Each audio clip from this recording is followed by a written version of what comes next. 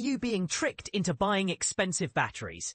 Well, it's time to uncover the truth behind the cheap tricks hidden in your devices. In an era where planned obsolescence is a common strategy, companies have mastered the art of maximizing profits through lockdown electronics and software.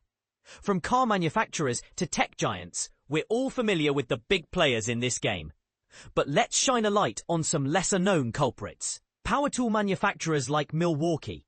They've been caught red-handed with a sneaky tactic, selling substandard battery packs that wear out quickly, as revealed by Tool Scientist in a captivating video. https://watchv WG6W3S8NMQ. Here's where it gets tricky. Determining whether these battery packs balance their cells is not as simple as it seems. While the microcontrollers are connected, they appear to only share status updates and not actively balance the cells. Tool Scientist went the extra mile to test this theory, adding an imbalance to a battery pack and conducting a series of experiments. From monitoring I2C communications to measuring voltage drops and observing the battery over time, the imbalance persisted. This led to the conclusion that Milwaukee's battery packs are not being balanced. A crucial step in extending battery life.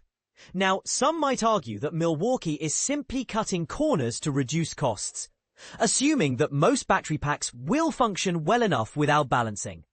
But is this a fair assumption? And here's where it gets controversial. Milwaukee's actions could be seen as a deliberate strategy to encourage more battery purchases. By making it challenging for users to service their tools, as seen in https://hackaday.com/2023/reverse engineering the Milwaukee M18 RedLink protocol, they may be pushing customers towards buying new batteries. Or is it a case of sheer negligence, similar to Nissan Leaf's infamous lack of thermal management? https://hackaday.com/2020, improving more Leaf design flaws. This revelation raises important questions about consumer rights and corporate responsibility. Are companies prioritizing short-term gains over long-term customer satisfaction? What can we as consumers do to demand better practices? Share your thoughts in the comments below, and let's spark a conversation that might just change the game.